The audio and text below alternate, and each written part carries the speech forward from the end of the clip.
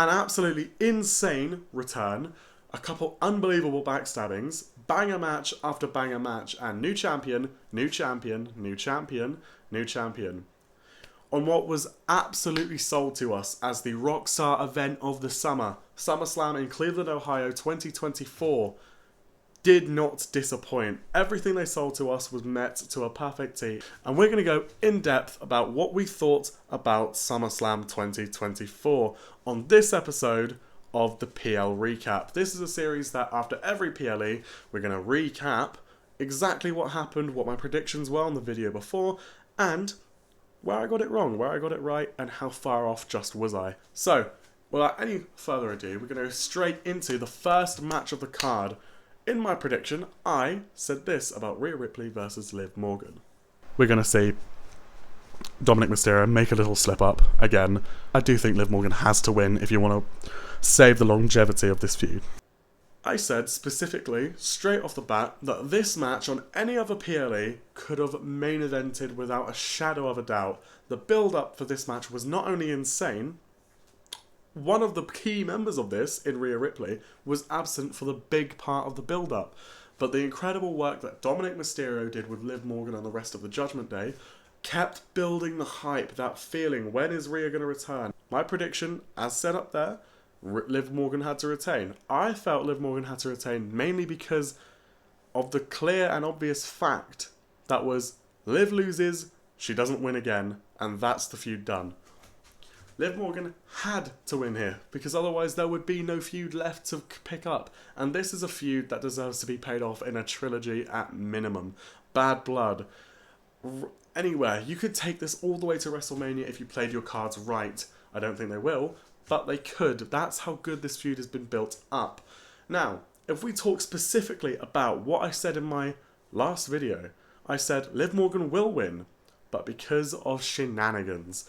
I thought Dominic Mysterio would make a simple mistake. Thought it was going to be a classic dirty Dom fuck up.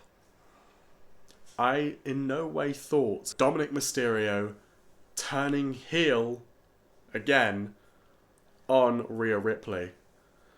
That made me kind of pop, but just mind blown. I did not expect dirty Dominic Mysterio to go 180 on Rhea Ripley straight after breaking Liv Morgan's heart on Monday Night Raw a few weeks back, after they just got in the good graces, and I just didn't expect it. It was such a left field. I know a lot of people kept saying that this was going to happen. I thought we had a lot more time left in us. I thought the Liv Morgan Dominic train had fallen off the tracks. I thought we'd get there eventually, but I didn't think we'd get here so soon. But that betrayal.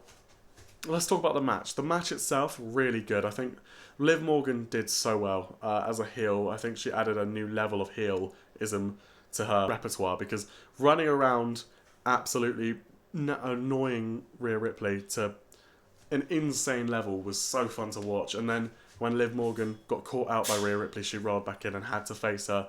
The match proper started then, and it was a really good match. I think it's the kind of match I want to see again, maybe a different style, maybe a longer match possibly. But to open the night up was just phenomenal. Exactly what you wanted. The kind of drama that will get you sat down exactly as you should. You should put something that will get you sat down and entranced, hooked onto it from minute one to the end of the PLE. And that is the kind of match that will do it, because that had me in my seat, had me out of my seat and made sure I was watching. And then I was up for the rest of the PLE. Honestly, it was such a great way to start the match. My prediction was bang on. That's one little check for me. That's a thumbs up. That's overall just a fantastic match. I want to see it again. I want to see what kind of mischief we can go. Now we know Dominic Mysterio is a cheating bum. I want to see what happens with that. So the match straight after this was the match against Bron Breakker and Sami Zayn. Now, this was a repeat of what we saw at Money in the Bank earlier the other month. This match was everything we would have wanted, to be honest. I'm not going to complain about it at all. I think it was, personally, my predictions were correct, first and foremost. This was my prediction. They're going to make sure that Bron Breakker, the badass, comes in with this different energy. I think he wins this match. Bron Breakker is going to demolish him in a way that still makes Sami Zayn look strong. A lot of false finishes. Bang on. I thought Bron Breakker was going to be sold to be this exact thing that we saw on Monday Night Raw. Exactly what I didn't think he was in the last match. I thought it was a really good match between Sami Zayn and Braun Breaker, but no spears, one haluva kick, instant win. It didn't let me down at all. It was a good match still, but yeah, it was a little bit of like oh, that was quick. This one was the exact opposite. I thought Sami Zayn maybe went down a bit too easily. One spear, two spear, you're out, but that kind of thing. But I think that was just to retcon how easily maybe he won at Money in the Bank. I don't know, but let's talk about Sami Zayn first. He had a great match, I thought. He hit the Blue Thunder Bomb, which is my favourite move in WWE that never gets a finish. I thought it was a great match. I'd still say it was 6, 7, 8 stars, but on the overall card, I would say it's bottom, as in, I don't think it got enough time, personally. It was quite quick, but it did exactly what it was meant to do. It showed the strength of Sami Zayn to keep getting up. It showed the power from Braun Breaker to just demolish Sami Zayn that way. And it showed that we're in a new era. And I'm not talking the PLrEcap era, I'm talking the Braun Breaker era. And that was abundant. My thoughts are, good match, still thumbs up. But it was definitely the one that got cut for the most time. I thought, maybe I'm wrong, I didn't look at the exact stats, but watching it, it just felt like it was done like that. And yeah, on to the next one. That's 2 predictions correct. Little tick for me, because I am 2 for 2. And let's see if I can go 3 for 3 here with our next match. The next match we're going to be talking about was LA Knight, yeah, versus Logan Paul. Now, I want to get one thing out of the way before we even look at my predictions. One thing we all know, and if you didn't know after watching this, you do know. Logan Paul, a couple words for him. When he wants to show up, when he wants to play ball, and when he's up, down, and ready for the WWE, he is the highlight of the night, there or thereabouts. He produces the highlight of the night, or he's part of the highlight of the night, whether it be Royal Rumble, WrestleMania, or anywhere else he goes. He is just a level of performer that is just so good in ring. He has all the time in the world, it feels like, to practice the matches, and it pays off so well. That backflip off that rope, out of the ring, landed perfectly. It looked phenomenal. He has one spot every match that just is the spot of the whole night of the PLE, and it just was again tonight. I thought this match was fantastic. I thought they built it up really well. I was pleased with how long they'd been teasing it, and then they built it up, the home invasion and everything like that. This was one I had no problem getting behind. When you have the chance of LA Knight finally winning gold, and then you know that Logan Paul's going to be down for a match, and you just have fireworks there, and that's exactly what it was. From the walkout, when he got to, you're always wondering when it comes to a big PLE, who's Logan Paul's secret celebrity this time? He couldn't get MGK in a prime bottle, but Machine Gun Kelly turned out. He's a hometown hero, even though they were all getting booed. So that's something. And LA Knight's ring walk. I was half expecting the prime truck to come in, newly wrapped, saying yeah all over it, but putting a big stick through the window will do. I think they were great. I think the match was phenomenal. It could have been match of the night for me. I was watching that back a couple times, all the matches. I watched the whole thing through a couple times now, and genuinely I thought this match was, because you got not just even before the match. I count the pre-match stuff as well. They had a good segment where they were going through having the hydration station smashed into them, going off the tables. Just fantastic overall performance from LA Knight and Logan Paul. So I wanted to get that out of the way. My prediction was, but it has to be LA Knight. He needs to win. It's not negotiable. He can't get screwed out. He can't be LA Knighted again. He deserves it. He's earned it. LA Knight. Yeah! It doesn't take a genius to know.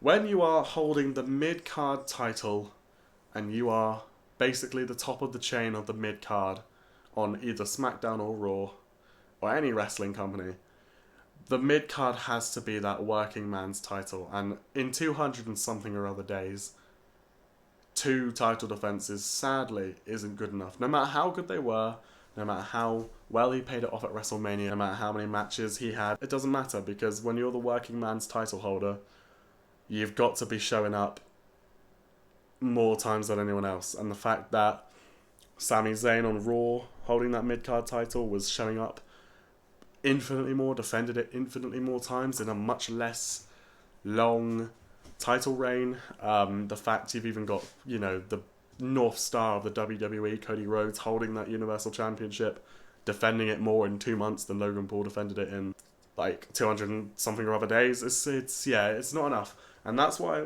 I said in my prediction, that's why I said it had to be LA Knight. Yeah! Not only because he deserves it, not only because it's overdue. He's reached now gold, and that is something. When you strike gold, you keep digging, then you find a vein.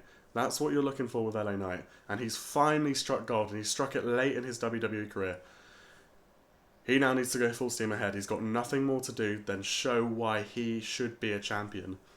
And that is a really good United States Championship reign. He'll be here week in, week out. He'll be showing up, defending, and that is what we need on SmackDown, because that is why one of the reasons why SmackDown has suffered since, you know, Roman Reigns has been gone. So yeah, another tick for me. That's 3 for 3, and I think I've done a very good job so far at predicting. It doesn't take a genius. I think it's quite obvious, but I still think I've done pretty good by myself so far, with 3 for 3. So the next match of the night was for Queen of the Ring, Nia Jax, the Irresistible Force, versus one of the 4 horsewomen of women's wrestling, the woman who dethroned Io Sky at WrestleMania 40 and who has had a 100 and something day reign with this title. In my predictions, I said Nia Jax would win, and I said, if I had to make a prediction, I think it's going to be Nia Jax by way of maybe interference or just sheer dominance. Nia Jax wins, probably with shenanigans, but either way she wins. And I still believe that.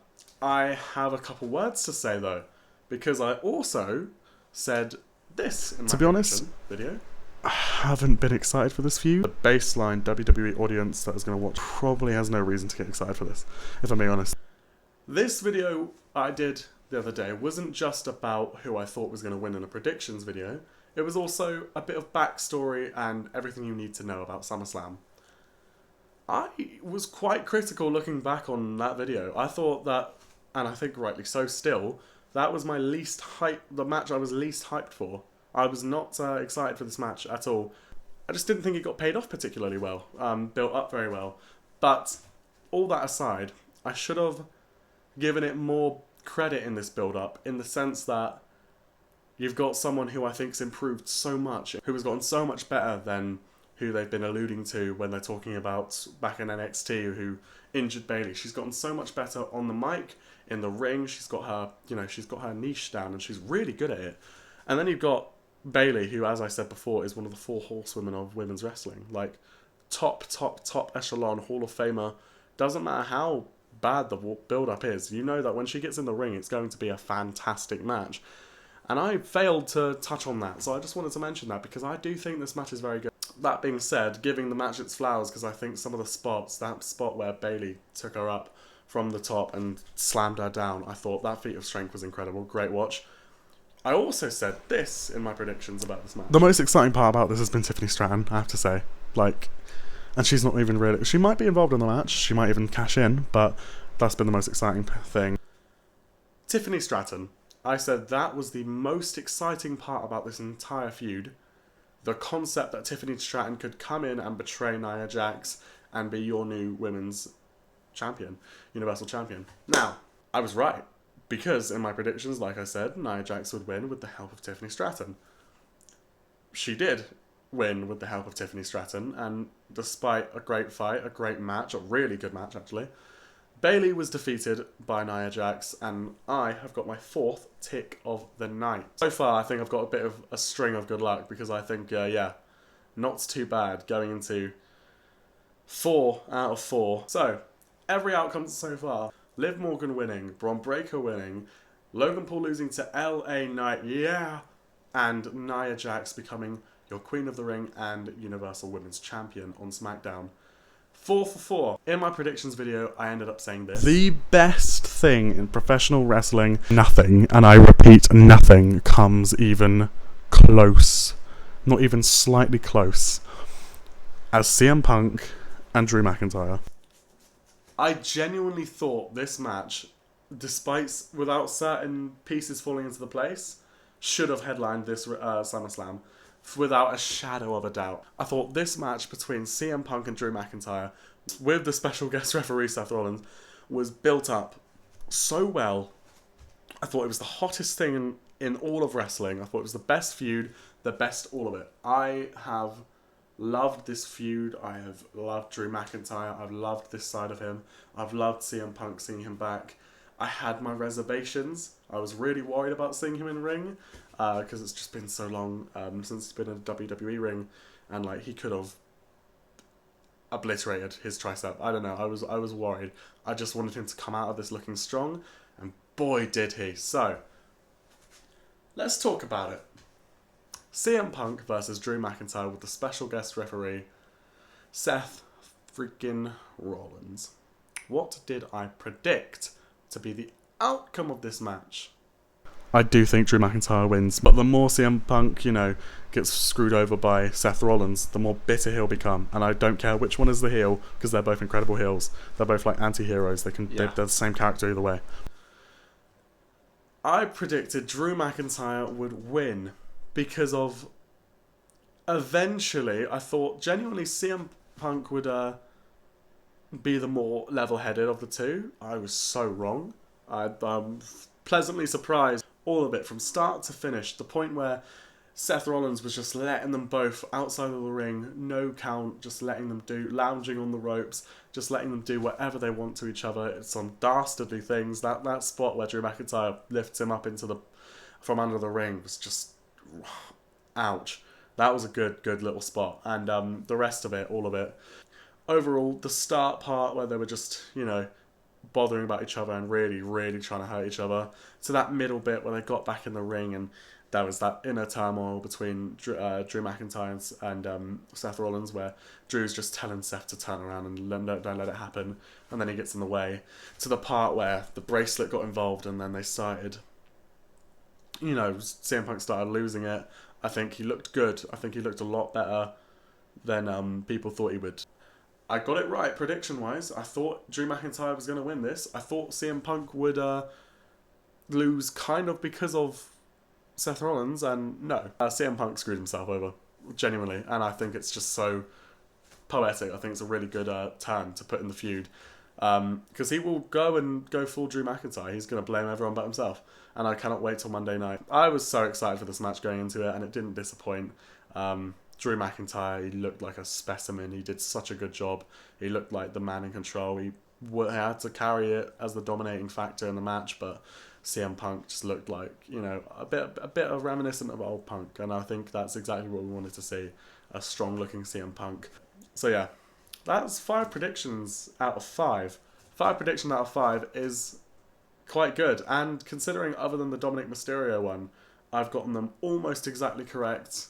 And now we move on to the final 2, starting with the World Heavyweight Championship between your King of the Ring, the Ring General Gunther, versus your Heavyweight Champion, El Campeón Damian Priest. In my predictions video, I said this. I want Damian Priest to win. The question is, will he? I think Damian Priest retains, and I think to legitimise him beyond this title reign as that main event player is that guy. Who can go either way now. He could feud with Finn and be the babyface. The streak is over. And the streak was almost as good as The Undertaker's WrestleMania streak. I predicted Damian Priest would walk out of SummerSlam, your heavyweight champion, and still. My point was mainly because I thought there was going to be like a fact of, okay, I didn't have a point. I just really like Damian Priest now. The whole build-up of the fight did exactly what it wanted me to do. I had little to no interest in Damian Priest versus Gunther. I liked Gunther, and I liked Damian Priest after all the defenses that he's done, especially the one at Clash at the Castle that got me so over for him. And then they did that one promo, and you know the one I'm talking about. The one where he called Damian Priest street trash and said, being on the street is a choice. That promo did exactly what wrestling promos are meant to do. It singled out who the bad guy to boo is and the good guy to cheer is. That is how you do it, ladies and gentlemen, in professional wrestling. Take note, Gunther is now your new World Heavyweight Championship holder. To no one's surprise, not even mine, I predicted Damian Priest because I wanted him to win. I'm not even gonna lie. They just made me want him to win, so I tricked myself into thinking. This match was hard to watch in a good way. The spot, and this is like every Gunther match, Gunther will make anyone, he could put Doink the Clown in front of him and he'll have a 5-star banger somehow. This man doesn't know how to put on a bad match, and we've been saying this time and time and time again. I think in ring, Gunther is just so good at elevating not just the prestige of the ring, but the person in front of him. He's so good at it. And Damian Priest was no different, especially when you've got someone as good as Damian Priest. The match was fantastic. The blood, the bleeding, the welts, the chops, everything about it. It was gut-wrenching. You didn't know who was going to win. You didn't know how it was going to happen. Earlier in the night, obviously, we talked about how Liv Morgan and Dominic Mysterio Dominic Mysterio betrays Rhea Ripley for Liv Morgan. We had a backstage segment shortly after where Damian Priest kicks in the clubhouse. He's furious. He grabs Finn Balor and he's all up in his face. Judgment Day's falling apart because of Dominic Mysterio and Liv Morgan. We've all been thinking about the possibility of the Judgment Day imploding, and we've been thinking about this for years since it started. I didn't predict it to happen here. I thought we had a long time to go before the Judgment Day fall apart, but out comes Finn Balor. He goes, he's hyping up Damian, he's being a good brother, he's being supportive, and just as Damian gets his second wind, flurry, South of Heaven chokeslam, 1, 2, and Finn Balor screws Damian Priest. The Judgment Day have imploded. That is the 3 years or whatever it's been. All of this is culminated to the end of the Judgment Day. There is no going back from this. Make Finny Boy the leader and make it a heel faction. Don't kick out Dom, because that man is the biggest heel ever now, and he already was. As a match, like I said, I've waxed lyrical about how good this match was, but the moment was stolen by Finn Balor's betrayal. And can I just say, this face was made to be a heel. Your new World Heavyweight Champion, after capitalising on the fallout of the Judgment Day right in front of him, is the Ring General, your King of the Ring, the King General, Gunther, and now your new World Heavyweight Champion. We're going to be going on to the final match of the night. The match that I didn't think should headline this PLE over things like Drew McIntyre, CM Punk, over Rhea Ripley, Liv Morgan. I didn't think this match should be anywhere near the headline. I thought this maybe should open the show at best, unless a specific thing happened. We start off the match, we have incredible entrance, and can I just say how cute that dog Pharaoh is. That is the most adorable dog ever. A good boy. Now, we're talking about this match, and it was honestly leaning towards a squash fest of Cody Rhodes. I was watching Solo Sikoa absolutely annihilate Cody Rhodes for what felt like 30 minutes. It was insane. There was flurries from Cody, but like Solo looked like he was doing his homework, and he looked, and I'm not gonna lie, he looked protected, he looked strong. This match made him look strong, no matter what happened at the end. He looked good, Solo Sikoa, and yeah, I thought they did a good job at that, while still somehow making Cody look protected in the sense that, you know, the babyface won't quit. He'll never say I quit. That never let die attitude. Like, he'd always get the shoulder up at 2.5. Then the bloodline started getting involved. Again, the exclamation point is Jacob Fatu. The amount that he keeps impressing me week in, week out. I hope he's not injured. He looked quite injured. Fingers crossed he's okay, especially now things are heating up for the bloodline, because just as the bloodline looked like they're just about to just destroy Cody Rhodes, you got KO's music hits, and honestly, I will say this, not a minuscule of my being thought we'd be seeing Randy Orton and Kevin Owens on this show, because of how much they sold them being demolished. Kevin Owens and Randy Orton get rid of Tama Tonga and Tonga Loa. I predicted this match. It needs to be the real tribal chiefs. I want to hear his music, and I need that to end the show. Cody Rhodes is going to pull through, and then he'll move on to the next thing. Does Roman Reigns return? Yes, he simply has to. It's looking like a 6 out of 7, guys. I was nearly 7 out of 7, because I predicted, no matter what happens, who returns or who doesn't return, you will not see Solo Sikoa with the North Star of the WWE, the big one. That belt was not going around his waist under any circumstances. We're nearly there. The final part of the main event. And like I said, one reason this could main event, and if it main events and this doesn't happen, we're not pleased. Solo Sikoa Jacob Fatu's found himself injured. He's on the floor. It's just Solo Sikoa and Cody Rhodes in the ring. Randy Orton and KO have scared off the Tonga brothers. And then the head of the table, Roman Reigns, his music hits, that iconic, aura-uplifting music. That pop was so loud, as it needed to be. Roman Reigns had to return, and that man just being on your screen is the pinnacle of aura. I was in awe, you were in awe, and the match went exactly as I predicted. The second Roman Reigns got there, he delivered Superman punch, spear, good night. Again, as good as Solo Sikoa looks, as good as Cody Rhodes looked, you've got to make sure that Roman Reigns is protected. And one spear, if it's enough for Bron Breakker, best believe it's enough for Roman Reigns. One spear, and your original tribal chief, your OTC, the head of the table, is back. And what a return. A fantastic curtain call for an incredible PLE. I was pleasantly surprised with the crowd at certain moments. I was blown away with how well booked it was. I thought the order of the matches was perfect. I thought you got one of the best matches at the beginning, then you fed us throughout the rest of the night, and you had the exclamation point on the night at the end with the return of the tribal chief. Now, overall, 6 out of 7 correct predictions. I would grade this PLE genuinely. I've watched quite a few of the PLEs, a lot of the recent ones. This PLE was not just a thumbs up, it was a 5-star PLE. Big returns, big betrayals. The story moved in so many different directions, all the different branches. That is it for this episode of the PLrEcap.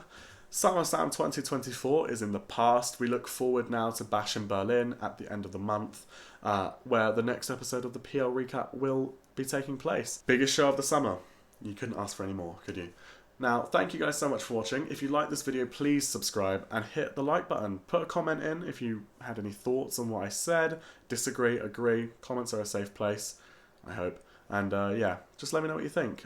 Also, again, the mic situation, if you prefer me holding it and being closer up like this, or you liked that I was moving around, moving my hands a bit more, pointing at the predictions and the edits, let me know. If I was moving too much and it was a bit dizzying, I can happily just stay here, hold the microphone, and we're golden. But yes, thank you so much for watching this video, guys. And just to let you know, if you guys don't enjoy wrestling, first of all, why have you sat through this whole video? I'm impressed.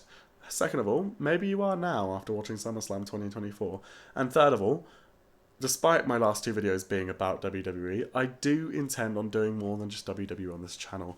I do gaming, I talk about football, or if you're American, it's still football, it shouldn't be called anything else. I do a lot of stuff. I basically do what I want on this channel, and yeah, recently it's just been, you know, the rockstar event of the summer. What do you want from me? It's WWE SummerSlam. Come on, SummerSlam season. All claps around. So the next video will probably also be a WWE video, and it's going to be the recap and fallout of Monday Night Raw. It will come straight after Monday Night Raw, or it will come the next day, 24 hours after Monday Night Raw. Yeah, thanks again so much for watching, and I'll see you in the next video, guys. Thank you so much. Take care.